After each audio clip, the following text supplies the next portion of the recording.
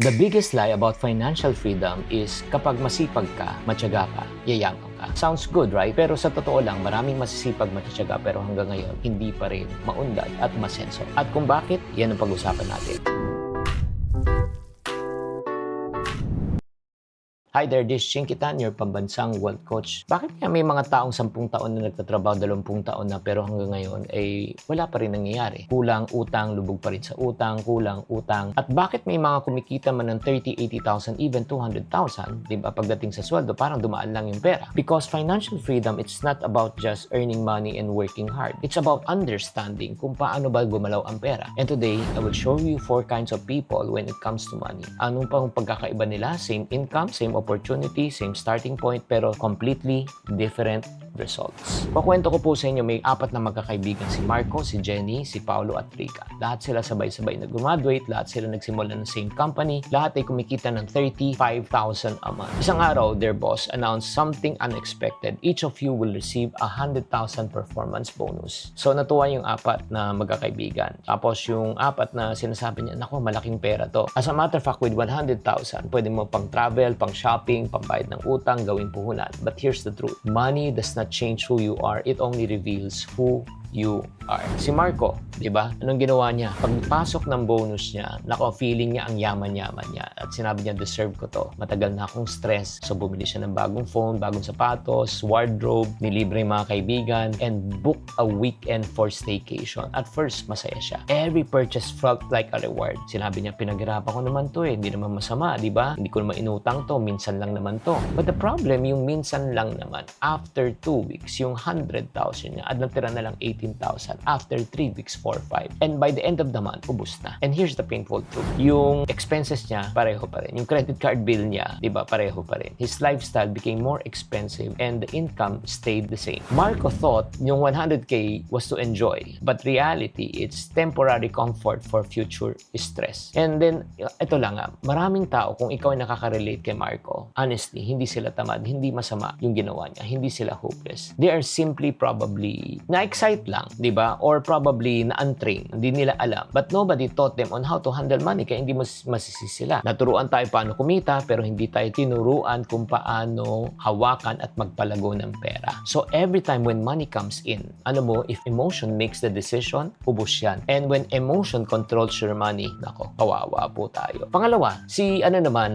Jenny naman, ibang diskarte. Siya ay nag-ipon. When she received the 100,000, nako, sinabi niya, mag-iipon ako. She opened a separate bank account, deposited amount, hindi nag-shopping, hindi nag-travel, hindi nagluho. Every time when she checked her balance, she felt proud na may 100K siyang extra. Tapos ano po nangyari? Nagkasakit ang kanyang nanay, her younger brother needs an tuition fee, nalisira ang laptop niya, di ba? So ano po nangyari? Nagamit po niya ang kanyang pera sa tamang pamamaraan, tapos ang natira na lang sa pera niya ay 37,000. But Jenny was disciplined, responsible, and careful. But she was still afraid, di ba? She thought na, ayun nga, baka maubos lang yung pera niya. So anong ginawa po niya? Saving creates safety, pero, pag nag-save ka lang, pero wala kang ginawa, ibig sabihin niyan, dahan-dahan rin siyang mauubos. Kaya nga, many people think naman, having money in the bank is good. Yes, it's good for you to have an emergency fund, but the question is, ito, how much is enough? 100K? Half a million? 1 million? Kaya nga, what if, wag naman sana, yun nga, may nagkasakit. What if may nasira? What if mawalan ka ng work? Savings is important for an emergency fund, but it should not stop there. The goal of money is not only for you to earn, to save, but for you to grow. Yung pangatlo naman, yung pangatlong persona naman, si Paulo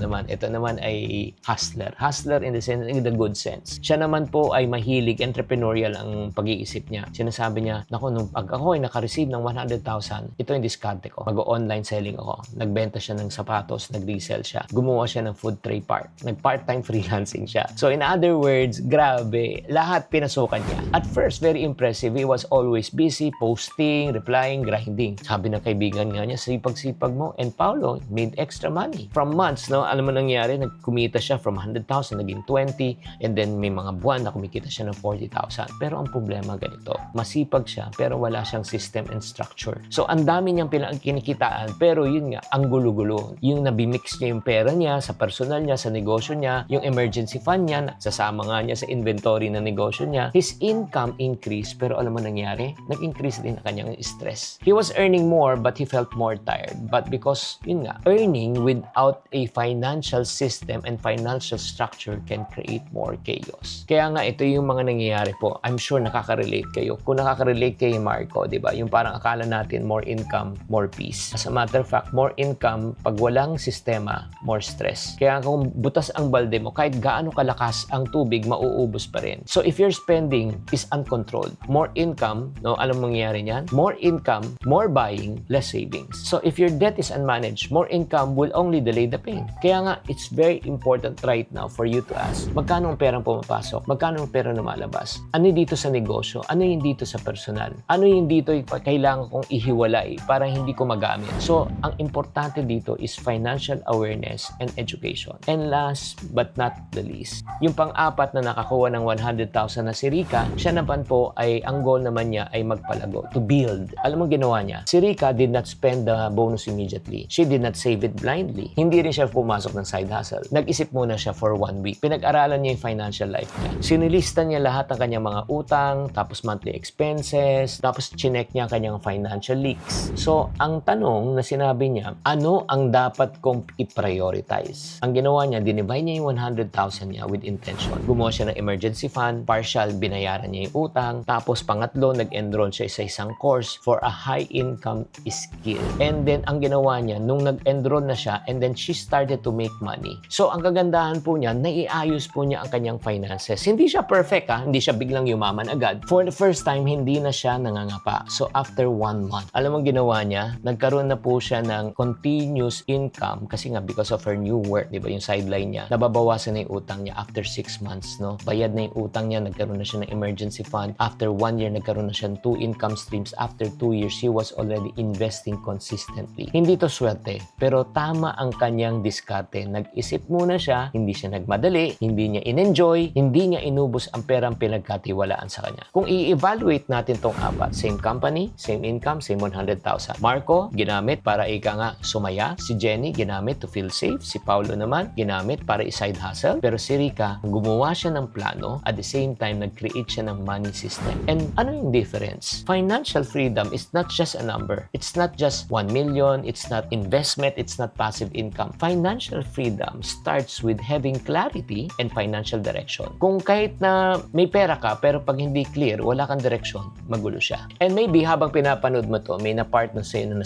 ay, Chinky, tinamaan ako. Maybe you are just like a Marco. Pag kumita ka, tinitreat mo yung sarili mo. Maybe you are a Jenny. Diba? Nagsisave ka, pero deep inside, you're still scared. Maybe you are a Paulo. Side hustle ka ng side hustle, pero stress ka naman. Or maybe you want to become a Rika. May clarity, may structure, may plano, hindi ka na nang huhula. And listen carefully. You are not behind because you are weak. You are behind because no one taught you and gave you the right system. Hindi mo kasalanan kung bakit ka magulo sa finances mo. Pero, responsibility mo na matuto. Do you agree? Because the longer you delay, the more you will lose. Yan nga, parating tanong, saan napupunta ang pera ko? Next time na lang. Anong pa rin mangyayari sa buhay ko? Pero itong tanong ko, what if this time you finally build the life you really want and you really deserve? Yan ba yung gusto mo? If that is your desire, I want to invite you to a 2-day intensive experience where you don't just listen, where you can reflect, where you can decide, where you can build, and where you can implement. Itong 2 days na ito, alam mo, first day, we're going to talk about repairing and rebuilding. When you talk about repairing and building, para maintindihan mo, bakit ka ba magastos? Bakit ka parating takot na mawalan ng pera? Bakit ka ba takot kahit na ikaw ay magkaroon ng pera? So you would understand your money story. I will also help you to break your limiting beliefs. Whether you like it or not, your income will only increase if you believe in yourself. And then, ang gagawin natin on day 1, we will help you to shift from scarcity to abundance. Ituturuan kita on how to rebuild your financial confidence, and you will start increasing your income and potential. That's on day 1. On day 2 naman, we're going to restore and execute. Malalaman mo na kung ang tunay mong numero, you will build a financial blueprint, we will apply the CHIP method that we're teaching, you will be able to create multiple sources of income, and then you'll be able to invest and grow your money. So ito yung 2-day session, and we call this 2-day session na Financial Freedom Weekend. I do believe what you expect in life will come to you. If you expect that this will be a good day, this will be a good day for you. Pero one thing that I've learned in life, it is not what happens to you in life that matters most. It's how you respond to what happened to you. Yung nangyayari talaga sa atin ngayon, we just need to understand. There are two things that you can believe in. It's either you can believe in a lie or you believe in the truth. If you believe in a lie, you will live in what? Fear, worry, doubt, unbelief. But if you believe in the truth, ano mangyayari? You will be full of hope, power. Di ba? Nagigets ng John. Hindi mo masasabi kung you will succeed or you will fail if you will not approach or you will not try. So, may fear ka but then you try. Why? Because you have a goal. Yung mga narinig mo, wala kang kwenta. You will never grow enough. Mahirap lang tayo. Every time na remind mo yan, hanggang ngayon, pain pa rin yan. Yun yung sinasabi ko kanina eh. Ramdam na ramdam ko yung pain mo. So kasi nga, minsan isa sa mahirap din talaga yung agreement, especially if you're doing business, tapos ang opposite yung direction yung Tama. dalawa. I think this is a time that instead of dwelling on too much planning, just implement and then learn as I go. For me, it's time to change and be true to my word na magbabago na, gagawin ko na. Kung ginawa ko pala yun noon pa, so marami na pala akong natutunan or pwedeng na-apply ko na sa sa gusto kong ma-achieve sa buhay.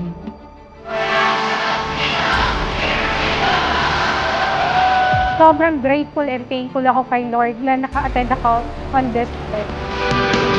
Kaya pala talaga na ang tao ay magkaroon ng financial freedom. So, thank you po at sulit ang bayad po dito. So, day 1 pa lang ng financial freedom, sobrang sulit na. So, for the next session, I dare you to join. So starting day, I want you to change your mindset. Pag may nakita ka, tignan mo, paano kita matutulungan? Paano ako makaka-add ng value sa iyo? And in return, it will come back. So this is between you and me, tapos with a few students. Handful of students lang to, limited lang slots na ito. Because I want to really help you to have a financial breakthrough. If that is your desire, please consider to give yourself a chance. Let me tell you the truth, watching this video will not change you. Awareness is not enough. Inspiration is not enough. Motivation is not enough. Ang unang kailangan mo, clarity. Pangalawa, system. Number 3, structure. 4, guidance. And number 5, accountability. If that is your desire, join me in a life-changing Financial Freedom Weekend. 2 araw to, online and face-to-face, pwede ka mamili. Yung mga date and schedules, nandito na po yan. And this is designed really for people na talagang galit na sa kanilang financial situation. Kaya ang pakiusap ko sa iyo, you deserve a chance to really have a financial breakthrough this coming year. Not someday, not next year, but right now. Because your financial future will change if you change. So click the link below, or if not naman, type FFW if you are decided to change your financial life.